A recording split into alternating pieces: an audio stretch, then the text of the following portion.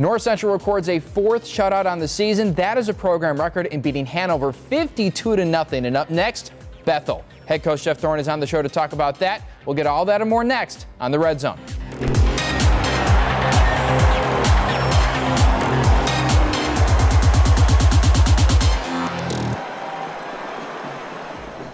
The presenting sponsor of the Red Zone is Athletico, the preferred provider of physical therapy and athletic training for North Central College.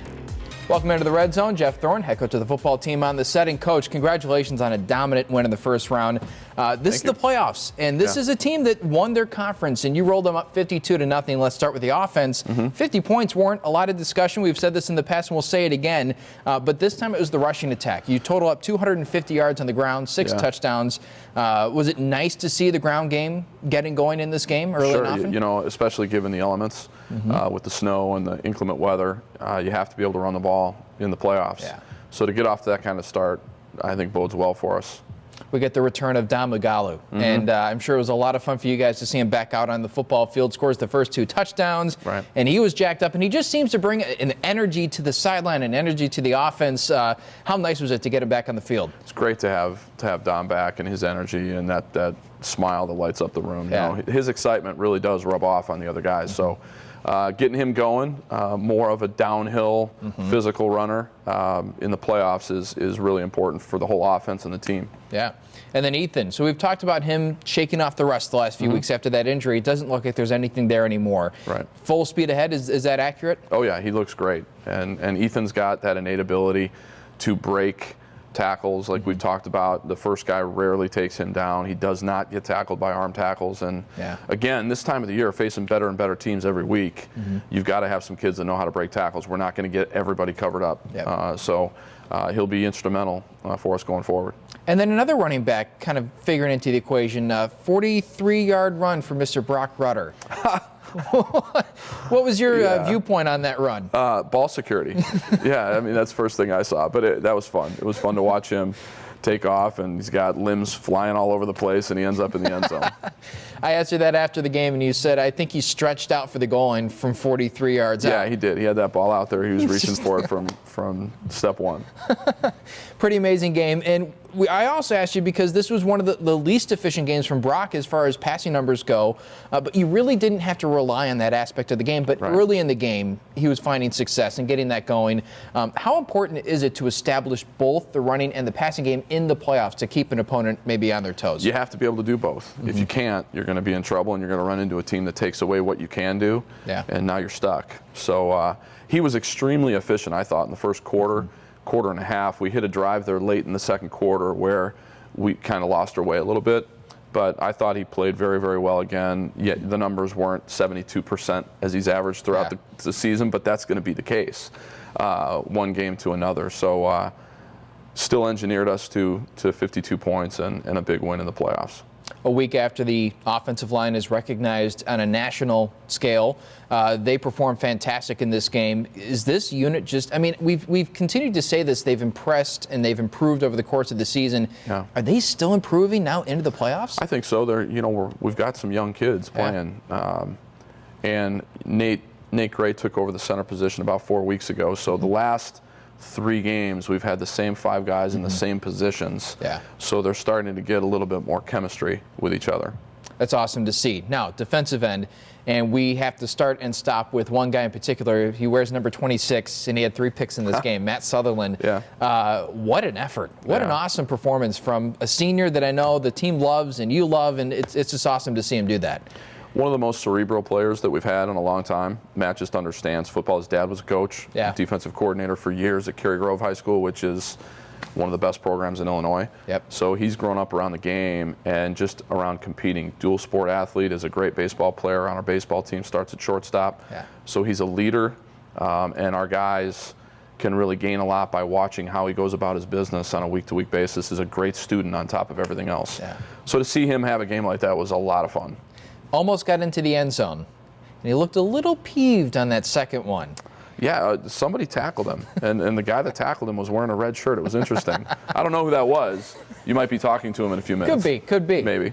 Let's talk about the defensive line, because the first half of the season, we've noted this before, there was a lack of pressure on the quarterback, and it just seemed like they flipped the switch. And they continue now to get after the quarterback and kind of decrease that time for the pocket to collapse. And I know, as you as a former quarterback know, once that clock starts ticking, it's hard to kind of reverse it and put it the other way. Right. Is it fun to see them getting after and making sure that they meet at the quarterback? Oh, yeah. You know, Coach Janicek's done a great job with our defensive linemen, as he's done for years. Just working their technique on a day-to-day basis. We're seeing improvement there, but also what we've done schematically as the season has progressed, learning our players a little bit more. We had a lot of new faces, and between Coach Janicek and Coach Durking, dialing up some different pressures, it's really helped a lot. Yeah. We're going to close out this game in just a moment. We'll check the tape, but coming up next, we'll be right back on the Red Zone.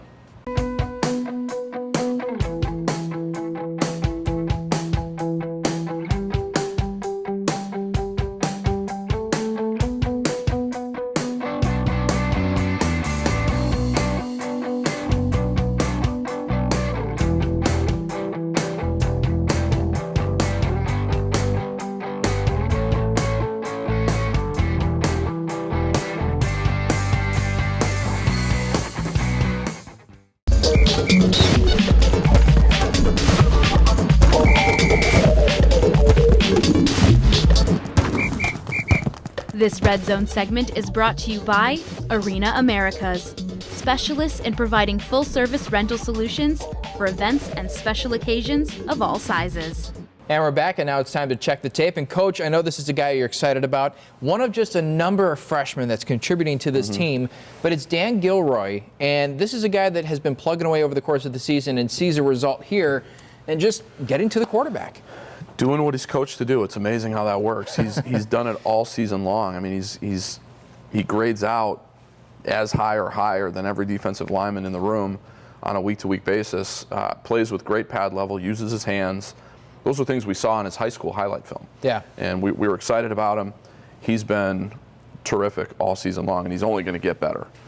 You have a lot of youth on that defensive line. Your most veteran member is, I think, Josh Leonard, who's a junior. Is it nice to see that even though you don't have the veteran presence like you do in the secondary with the Cravens and Sutherland, that guys are progressing without that natural veteran leadership? Does that make sense? Yeah, and you know, we don't view those guys as freshmen and sophomores anymore at this point in the season. We're going into game 12. They've got an entire season under their belt now. But to have that kind of youth and have them playing to the level that they are, it really is exciting. And we're incredibly grateful to have those kids in our program and how hard they've worked and embraced coaching. It's been really, really neat to see. You won't have anybody graduating, and I know we're not talking about end of the season yet, but on the defensive line or on this offensive line, and this is what I want to spotlight next, because Shamar Clark is the first-time recipient of the Offensive Lineman of the Conference Year Award, and I want to spotlight him here on this touchdown run from Ethan Greenfield. What did he do on this play? We're just running a simple power play here. He pulls and wraps for his linebacker and just buries him. That was one of about 10 pancake blocks that he had on Saturday, and he's playing at an exceptionally high level. And again, he's a sophomore that has grown up so much. He's leading that unit. He is our leader with our offensive line, and that's exciting to see. But I think Sharmar is one of the better offensive linemen in the country, too. He's dynamic. You don't see kids that are that athletic. Yeah. He can bend. He's physical. He's strong. He's athletic. He's got all the tools that you look for. And to come on campus from day one and kind of take the reins of a starting job, that's got to be incredibly hard to do. Well, not just that. He was all-conference as a freshman. Yeah. So, I mean, he's a two-time all-conference player as a sophomore at the offensive line position. That doesn't happen. Yeah, that's impressive. And then how about this guy? We talked about a couple of young guys. Now we'll get to an older guy, Matt Sutherland. We talked about him in the first segment with the 2 picks. They were tipped or kind of disrupted, but this is all him. He undercuts a route and doing what a safety does. Yeah, reads the route, jumps it, makes the pick. I think that was the second quarter, wasn't it? Yeah. I think he had all 3 picks in the first half. He was unbelievable. He was all over the place. But again, when you prepare and put the time in, watching film, and you understand the defense, he makes all of our calls. Those are the things that you see on Saturdays. That's pretty awesome. Let's get to the next opponent because Bethel comes in and they're a heavyweight. They're 9-1. They've taken down St. Thomas to get into the postseason. This is a bona fide opponent, and I know you guys need to bring it on Saturday. Offensively, what do they bring to the table? They're huge. They're going to run the football. They're quarterback 6'3", 230 pounds, and is very athletic. He moves around and runs quite a bit. Yeah. So we have our work cut out for us. We got to stop their running game, and if we can do that, then I think we're going to have a really good opportunity to win. If we can't get the run game stopped, then it could be a long day. Yeah. Defensively, I know they take the football away. So I'm sure the conversation with you and Brock is let's protect that football. They do a great job with their scheme. All sorts of different pressures, dropping different people into coverage. So as a quarterback, you've really got to be on your toes to understand what's coming at me, who's dropping out, and where. Yeah. You know, they have 19 interceptions. That's a ton of interceptions. Yeah. So Brock's going to have to be at his best. Yeah. Do you take any stock? So in 2013, you faced Bethel. That was a 41-17 win for you guys en route to the semifinals. Do you take anything from that game, or is that too far in the past? I think it's too far in the past. I mean, we have familiarity with where they're located. They know where we're located. And you know, the coaching staffs, they've got a new defensive coordinator. Their offensive coordinator is the same. We've got a new defensive coordinator. Our offensive staff is the same. Right. So, you know, we've played each other. It's too long ago to really take anything from that game. Yeah. Meaningful. We'll get you out of here on this. What is your hidden talent? I would say my hidden talent is I'm a really good guesser at completely random, arbitrary, meaningless things. But it definitely irritates my wife, because when she gets a really good deal at the store and I undercut her, or I hit it right on the head, she's disappointed. And same thing with my girls and my son. That's fantastic. There's nothing like getting your bubble burst. You're like, all right, what do you? How much do you think I spent on this? And you just nail it. You're like, all right, that's. Yep, that's what happens. Yep. Coach, good luck against Bethel. Thanks for Kevin. stopping on, and hopefully we'll see you next week. All right, great. Coming up next, we'll have a couple of guys joining me on set. We'll be right back on the Red Zone.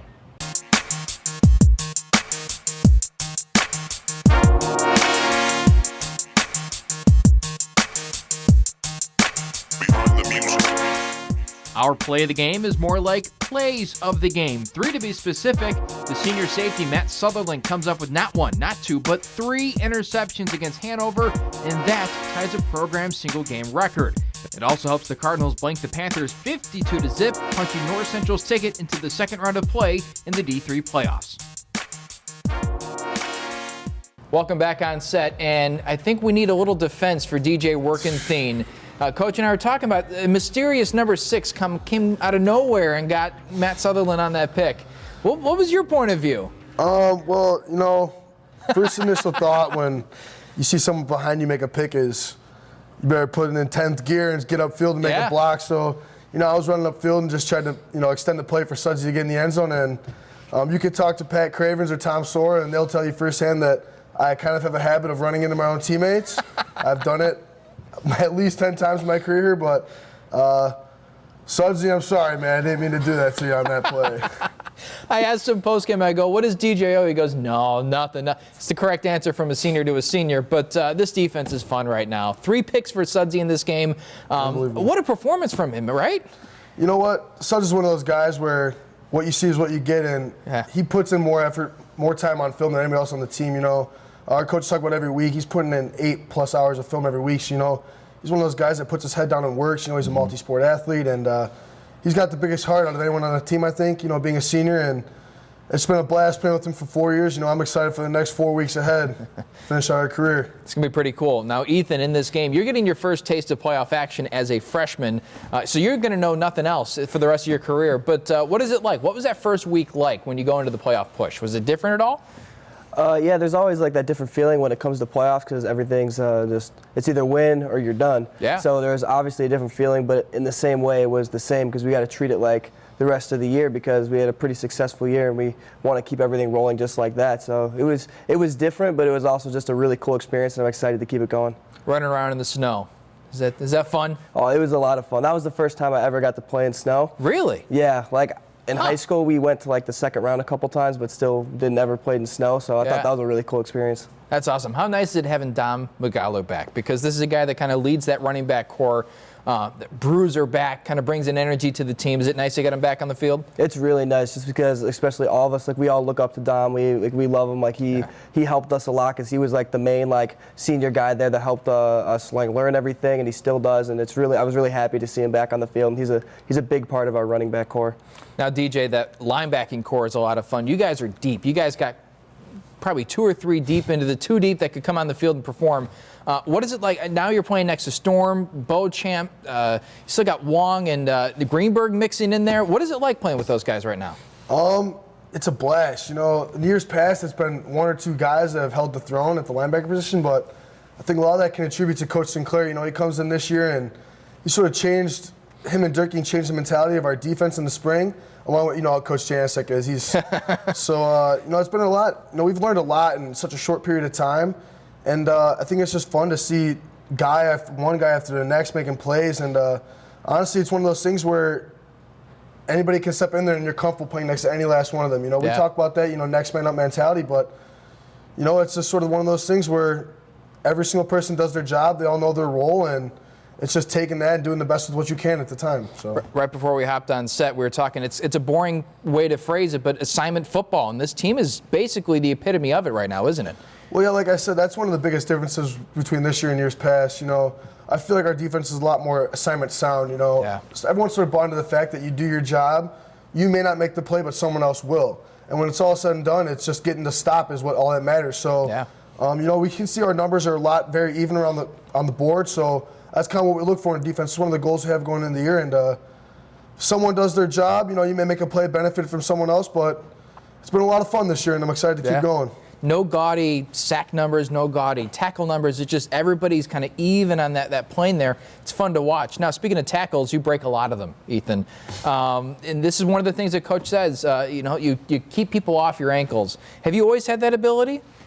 Yeah, I didn't really start playing running back too much until my senior year of high school. Really? And just it was kind of just an instinct to just keep your legs moving and keep everyone off them. I've just never really had to think about it. It's something I kind of always did. Yeah. I guess it kind of makes sense. You're running from people. You don't want them to tackle you. But I want to talk about Brock Rutter, because you come in as a freshman. This guy's been around for 2.5 years. How instrumental has this guy been for your growth and kind of assimilating you into the college game? It was clear from when we had 7-on-7s over summer. He was the leader of the team. He knew what he was talking about. He's going to help everyone and try to make everyone better, as well as making himself better. He's just especially I feel for a lot of the young guys, he was a pretty big part of their growth and how successful they've been this year. Now, DJ, this isn't your first foray into the playoffs, not even into the second round. Is there a different vibe around this team right now going into the second round game? Maybe. It's kind of the same as it has been in years past, but every team's different from the next. Yeah. I sort of feel like this year we're really locked in as a unit. It's kind of one of those things where nameless faceless opponent. Yeah. It could be Bethel, it could be an Oshkosh, it could be a Wheaton, and I think this year it doesn't really matter. We're just going to do what we do, and we're going to make them beat us doing our own stuff. And Bethel does a lot of really good things, especially in the run game. So I know for myself and the front seven, we're really excited to have a big run influence game, and it'll be fun to go out there and play some hard-nosed football again. How do you feel about going into this second round game? Bethel's a very good defense. You feeling like this unit's ready for them? Yeah, especially because we've been, as an offense, I feel like we've been growing as the season goes, and we're kind of at the top of our game right now. And this is going to be a really good test, and just a perfect way to show how good we are against a really talented and really big defense. You guys ready for the quick hits? I know you guys are prepped. And Ethan, I'm going to start with you. What would your hidden talent be? I would say ping pong. I've been playing ping pong for kind of since I was younger, because my dad always played it. Really? And then we got a ping pong table at my high school my senior year, and I would just run the table on everyone. So I'd say that's probably my hidden talent. I don't think we have enough time on the episode, but we have a ping pong table right behind this wall that we pull out about every night at midnight. So maybe, we'll see, we'll see what you got. We'll see what happens. DJ, how about you? I'd probably say cooking. Living in a house, especially living with Bashaw and a bunch of guys that love cooking. It's one of those things we've came upon, and just feel like I get better and better every time I make a new meal. What's a Warkenthien special? What's the go-to? The go-to Warkenthien special? Yeah. I'm really good with eggs. Really? Yeah. Ooh, what's your favorite way? I like to make omelets. Omelets, nice. Yep. You can't go wrong with a nice omelet. No. DJ, speaking of food, what's your favorite kind of pie? You baking pies? No, I'm not baking many pies, but we did make a Thanksgiving dinner one time. But Grandma's pumpkin pie is pretty unstoppable. At this time of year, too. You can't go wrong with that, Nothing's right? better. What about you, Ethan? Me and my mom used to make apple pie together. Nice. So, when I was younger. So, yeah, I'd say that apple pie is still my favorite. Family recipe? I think it was my grandma's. So, Nice. yeah. Nothing like a handed-down recipe. Perfect. And then we'll get a little sentimental, and Ethan, we'll start with you. What are you thankful for this holiday season? Definitely thankful for my parents, because they've been there through a lot of stuff with me, and they show up to every game, no matter where it is. And I always talk to them, and I always talk to them on the phone during the week. And I'm just very, very blessed to have them in my life. Nice. DJ? Honestly, I know we talk about football all the time, but I'm just happy to be playing a game I love for another week. Yeah. So I was telling Coach Jeff on the right here, it's getting to that point where, it's win or hang it up, and I'm just thankful to be have another team, another week, and hopefully we can keep extending the season out. Can you tell the quick hits were kind of Thanksgiving themed? Yeah. Is that transparent? Okay, Yeah. cool. Guys, good luck against Bethel. Thanks for stopping by. Thank you. Thank you. Coming up next, we'll go to the Cardinal Corner. We'll be right back on the Red Zone.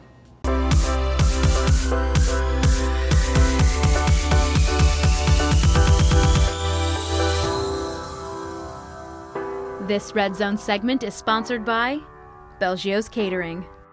For this week's Cardinal Corner, we're summing up the North Central men's cross country team's 19th national championship in about 60 seconds. We start with the main dude, Drewville Patel. He was a favorite all year long, and he shows why, taking the top spot with a blistering time of 24 minutes and 24 seconds, becoming the first national individual champ for North Central since Tim McCoskey in 2000. Next, don't look too far, because it's Al Baldonado placing second on the team, and oh, by the way, the country. The senior coming in just 5 seconds after Patel. Meanwhile, Chris Buechner was left off the Nationals lineup a year ago. He makes a statement by placing 8th.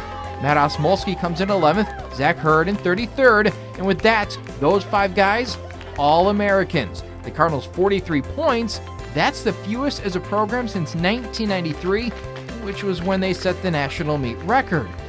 So with that in mind, congratulations to Al Carius, Frank Grammaroso, and the entire team on yet another year atop the D3 cross-country world. We're back for the Red Zone and finishing off the show. Clark Teuscher joining the set. And Clark, championship number 37, championship number 19 for the program. The men's cross-country team doing it again and exercising some demons up at Oshkosh, didn't they? Yeah, several of the guys that ran who are seniors were out on that course for nationals as freshmen when they really didn't feel like they competed the way that they should have.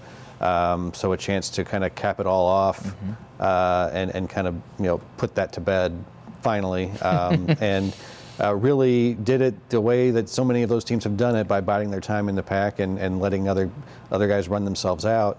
Ended up, I don't think they expected to have a 1-2 finish at the front of the pack, but Drewville Patel and Al Baldonado actually are roommates. So wow. I think that was a really kind of a nice thing to see happen, because as we were watching the video in the press box during the football game, oddly enough, I was watching Al trying to see if he was going to get upset, because he was clearly moving. It was just a question of whether he would have enough space.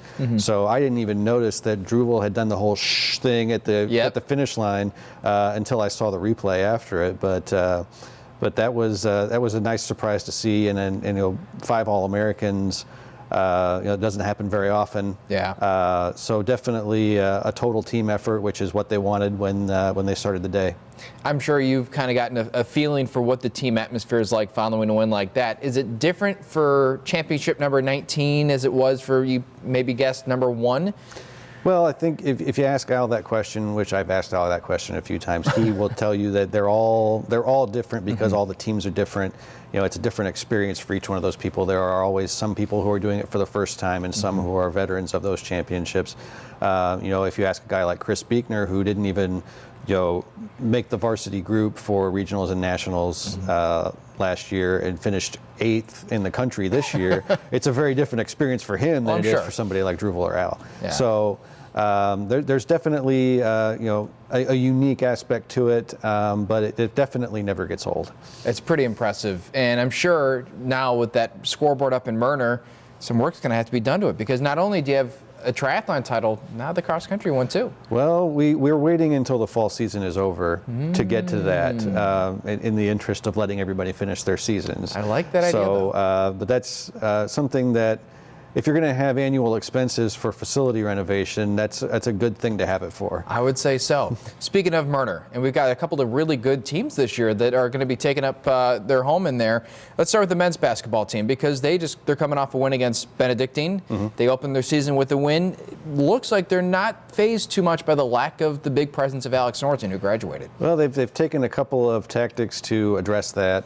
One is plugging in Jack Bronick as a starter for the first time, who's doing what's being asked of him in defending and rebounding, scoring when it's available.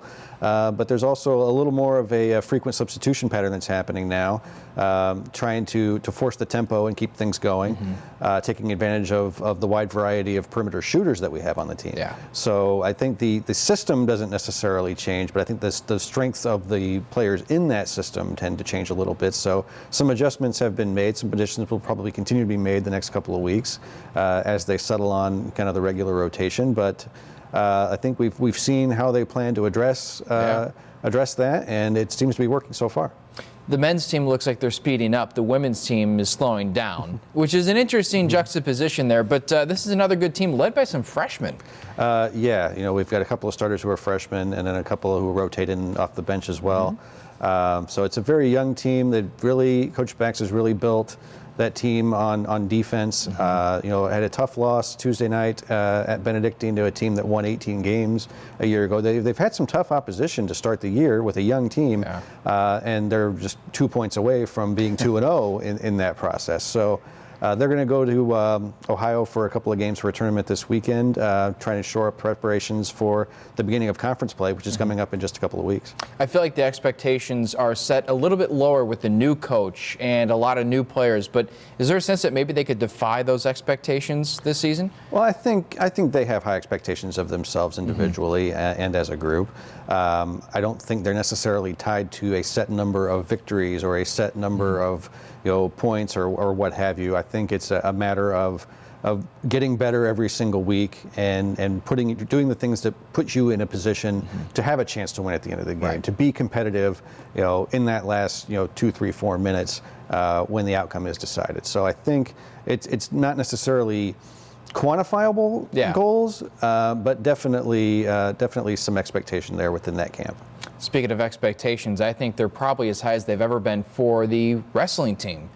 And between the time that you and I last chatted, they're now not just in the rankings, but smack dab in the middle of the rankings at number 13. They definitely served notice that they were a team to be reckoned with early in the season. They went to a tournament. They beat up on Augustana in a dual meet 40-3. That was a very close match a year ago.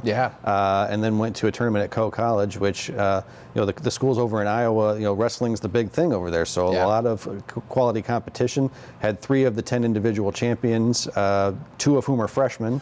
Ian Mullen at 125, who was the conference wrestler of the week. He went 4-0 with 4 pins. If he didn't earn it that week, he was never going to get it. No kidding. And then another freshman, Cody Baldridge, who's a 2-time state champion from Morris High School at 184, was a champion as well. So there's definitely, it's really kind of across the board. They've got a lot of decisions to make on who's going to wrestle at these spots because so many guys are wrestling so well.